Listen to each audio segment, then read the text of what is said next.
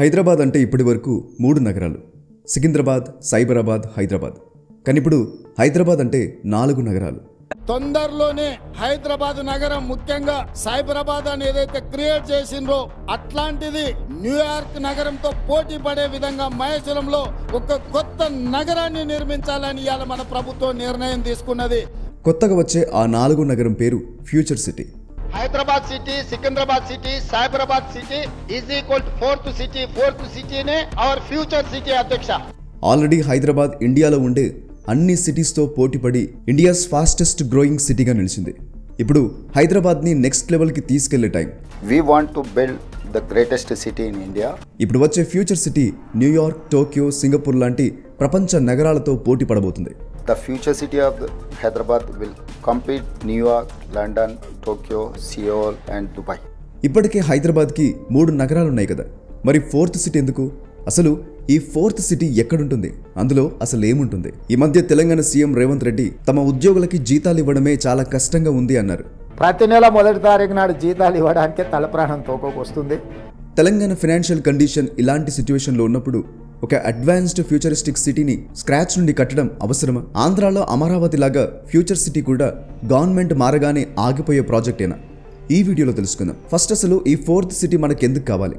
అందరికి తెలుసు ఇండియాలో మన సిటీస్ ఎంత ఫాస్ట్గా గ్రో అవుతున్నాయో. చదువుల కోసం, ఉద్యోగం కోసం, మోడర్న్ లైఫ్ స్టైల్ కోసం విలేజెస్ నుండి అర్బన్ ఏరియాస్కి వెళ్లే వాళ్ళ సంఖ్య పెరుగుతుందే కానీ తగ్గట్లేదు. అర్బన్ ఏరియాస్లో ఉండే ప్రతి 3 ఇండియన్స్లో ఒకరు బయట నుండి వచ్చిన వాళ్ళే. తెలంగాణలో అయితే 38% పాపులేషన్ అర్బన్ ఏరియాస్లోనే ఉంటుంది. ఈ పర్సంటేజ్ 2050 కల్లా 44% అవుతుంది. న్యాచురల్గా దీనివల్ల ఏమవుతుందంటే తెలంగాణ క్యాపిటల్ హైదరాబాద్ మీద ప్రెషర్ పడుతుంది. హైదరాబాద్ ఇప్పటికే ఇండియాలో 6th most populous city. Hyderabad population ఇప్పుడు 1,13,00,000. ఇది ప్రతి సంవత్సరం 2.4% పెరుగుతూ పోతుంది. ఒరిజినల్గా హైదరాబాద్ ఇంతమంది కోసం కట్టింది కాదు. 3 నగరాలున్నాయి కరెక్టే, కానీ అందులో లైఫ్ స్టైల్ ఎలా ఉంది? హైదరాబాద్ సిటీలో దాదాపు 1,475 స్లమ్స్ ఉన్నాయి. అండ్ హైదరాబాద్ సిటీ పాపులేషన్లో 17 లక్షల మంది బిలో పావర్టీ లైన్లో ఉన్నారు. పెరుగుతున్న పాపులేషన్ హైదరాబాద్ డెవలప్మెంట్కి అడ్డంగా మారింది. హైదరాబాద్ డెవలప్మెంట్ అంతా ఒక రియాక్టివ్ డెవలప్మెంట్ లాగా ఉంటుంది.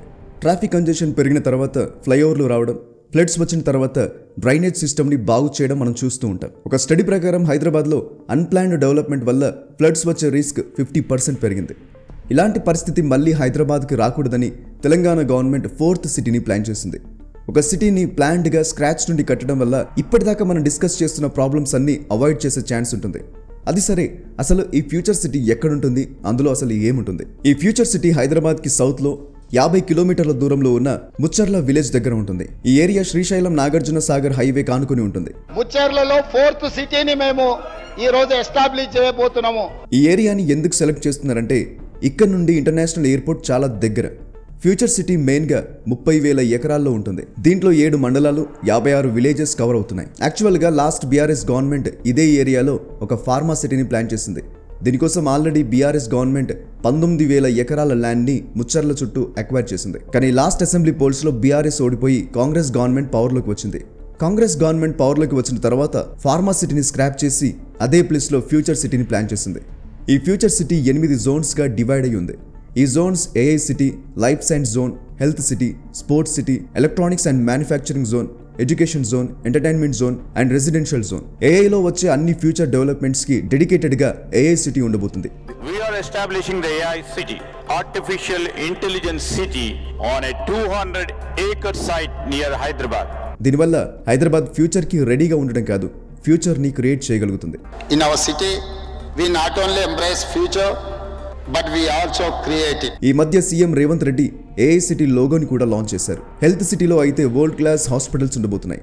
ఎయిర్పోర్ట్కి చాలా దగ్గరగా ఉండటం వల్ల విదేశాల నుంచి ట్రీట్మెంట్ కోసం హైదరాబాద్కి చాలా మంది వచ్చే ఛాన్సెస్ ఉన్నాయి.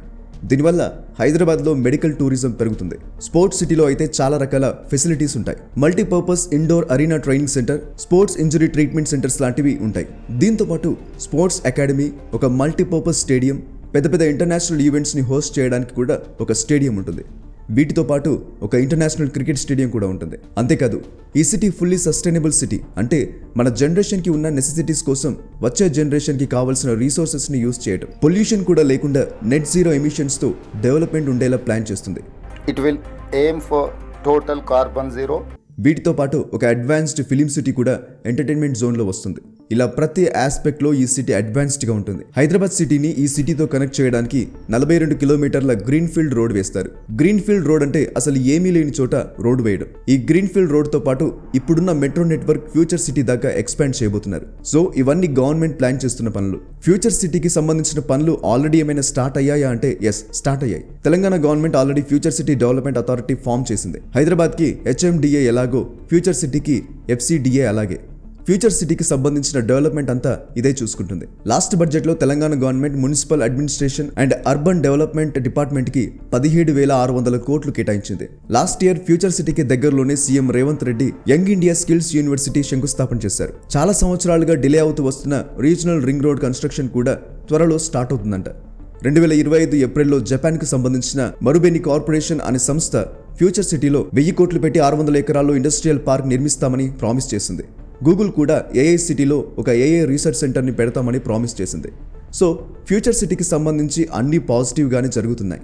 కానీ ఫ్యూచర్ సిటీని పూర్తి చేయాలంటే గవర్నమెంట్ ముందు చాలా ఛాలెంజెస్ ఉన్నాయి. First challenge land acquisition.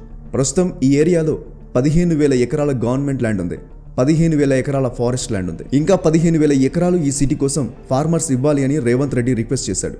కానీ అది అంత ఈజీనా?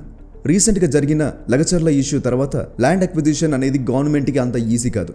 ఇంకోవైపు ఇందాక అనుకున్నాం కదా, బీఆర్ఎస్ గవర్నమెంట్ ఈ ఏరియాలో ల్యాండ్ అక్విజిషన్ చేసింది ఫార్మసిటీ కోసం. కానీ కాంగ్రెస్ గవర్నమెంట్ ఫార్మసిటీని క్యాన్సిల్ చేసింది. దాని ప్లేస్లో ఈ ఫ్యూచర్ సిటీని తీసుకొచ్చింది. ఒక పర్పస్ కోసం అక్వైర్ చేసిన ల్యాండ్ని ఇంకో పర్పస్ కోసం వాడకూడదని, ఇలా వాడితే లీగల్ కాన్సిక్వెన్సెస్ ఫేస్ చేయాల్సి వస్తుందని opposition leader and BRS working president KTR గారు అన్నారు. గవర్నమెంట్ ముందున్న నెక్స్ట్ ఛాలెంజ్ ఎన్విరాన్మెంట్. ఎలాంటి పెద్ద ప్రాజెక్ట్ని చేపట్టినా ఎంతో కొంత ఎన్విరాన్మెంట్కి నష్టం జరుగుతుంది. తెలంగాణలో కాంగ్రెస్ గవర్నమెంట్ వచ్చినప్పటి నుంచి ఎన్విరాన్మెంట్ వర్సెస్ డెవలప్మెంట్ అనే డిబేట్ జరుగుతూనే ఉంది.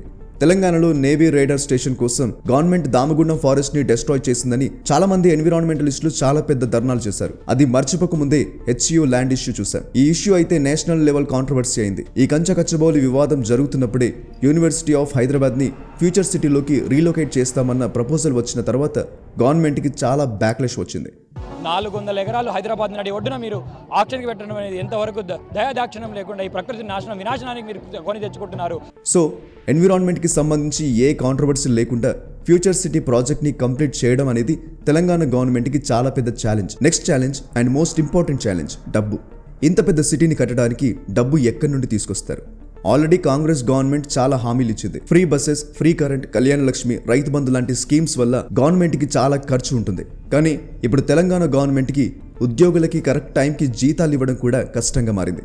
ప్రతి నెల 1వ తారీఖు నాడు జీతాలు ఇవ్వడానికే తలప్రాణం తోకోకొస్తుంది. రాష్ట్రం ఆర్థికంగా బాగలేదు, అప్పు పుడతలేదు, అనా పైసా ఎవడు ఇస్తలేడు. సో తెలంగాణ ఫైనాన్షియల్ స్టేటస్ ఇలా ఉన్నప్పుడు న్యాచురల్ గా ఇంత పెద్ద ప్రాజెక్ట్ టేకప్ చేయడం అవసరమా అని క్రిటిసిజం వస్తుంది. ఆఖరికి తెలంగాణ సీఎం ఫ్లైట్ లో ఫస్ట్ క్లాస్ కి బదులు ఎకానమీ క్లాస్ లో వెళ్తున్నారంట. అన్ని బాగా జరిగినా ఒకటి లేకపోతే మాత్రం ఫ్యూచర్ సిటీ కంప్లీట్ కాదు. అదే పొలిటికల్ కమిట్మెంట్. హైదరాబాద్ దగ్గర ఒక కొత్త నగరం కట్టడం ఇప్పుడే కొత్త కాదు. ఉమ్మడి ఆంధ్రప్రదేశ్ మాజీ సీఎం చంద్రబాబు రాళ్ళు రప్పలున్న ప్రాంతంలో ఒక హైటెక్ సిటీని ఊహించారు. చాలా కష్టపడి చంద్రబాబు ఈ ప్రాజెక్ట్ ని స్టార్ట్ చేశారు. ఇలా చంద్రబాబు స్టార్ట్ చేసిన ప్రాజెక్ట్ ని తర్వాత వచ్చిన సీఎంస్ రాయి పేర్చుకుంటూ కంప్లీట్ చేశారు.